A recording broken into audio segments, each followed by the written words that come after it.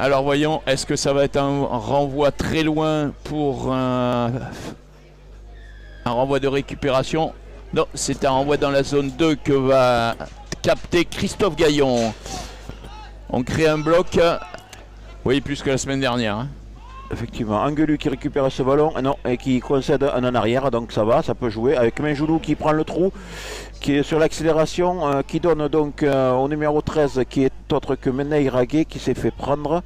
Le ballon qui est toujours dans l'équipe Souston. Et il y aura un avantage pour un joueur de Saint-Paul qui est allé trop loin. Ouais. Allez, voyons, introduction rapide. Je pense qu'il faut que le ballon sorte très vite. Oui, parce que là, il y avait faute du numéro 3. Il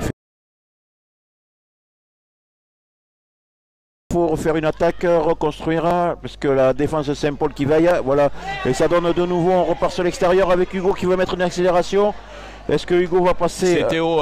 Théo, pardon. Hugo était en stand-by. On revient sur Barbertegui qui reste toujours debout, solide sur les appuis malgré la défense. Le ballon qui est toujours bleu. C'est le ballon qui va être donné. Et c'est le premier essai du numéro 5, Bastien Faure. Ouais. Comme quoi ça change vite, on a bougé de 80 mètres, un lancé fond de touche, récupéré par les Soustonnais, un môle qui est formé, on le voit bien là, il est formé, le ballon qui est dans les mains de Barbertegui. Ah, monsieur l'arbitre a annoncé premier arrêt. Oui, premier arrêt. Ça repart, les trois quarts, là, ça repart et on la voit famille et ce sera un essai. Et beaucoup de bleus qui sont allés derrière la ligne, c'est un essai. Voilà, de petites surprises quand même si Baza c'est une grosse équipe quand même. Hein. Allez, François Dogaray qui va aller marquer son essai. Et non, qui est pris. Et non, accordé.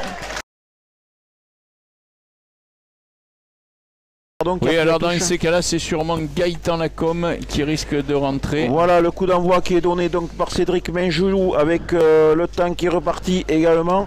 Et donc je rappelle le score début de seconde période 27-0 pour cette équipe Souston.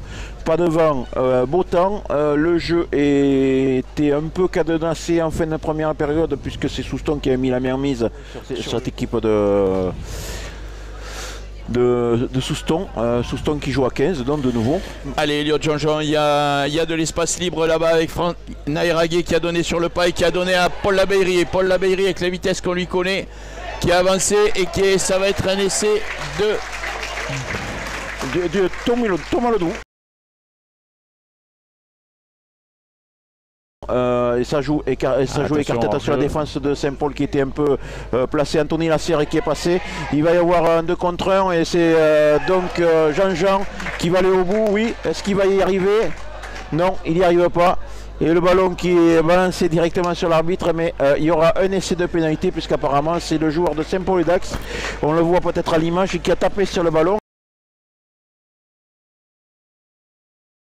Avec une ballon qui est joué à la main par cette équipe de Saint-Paul et Dax, ballon qui est joué et qui est donné directement à ben voilà, qui est allé chercher la barre derrière tout seul, Christophe Gaillon. C'est relevé et ça joue rapidement avec un ballon qui est directement joué par Pérusin, on le connaît, le filou qui jouait au Boucau dans le temps, et le ballon qui est relevé et un essai qui a été marqué par Pérusin, je crois, lui-même. Non, Anthony Lasserre. C'est Darmaillac qui avait voulu jouer cette pénalité rapidement, mais comme elle n'était pas jouée au bon endroit, elle a été rejouée et c'est de nouveau joué rapidement. Et c'est un essai pour cette équipe Souston. Allez, toujours 23-14 pour le Stade Navarrais à Riom-Morcinx. Donc ce qui ferait que Souston prendrait la première place pour l'instant. Ouais, et là c'était un peu une cagade. Attention à Paul Labeyrie qui va à 2000 à l'heure et qui va marquer son essai. Prochain, nous serons au Boucau le samedi après-midi. Boucau qui reçoit l'équipe de Mugron. Allez, une dernière attaque. C'est pour les Dax, pardon. Et monsieur l'arbitre peut-être siffle la fin du match sur cela.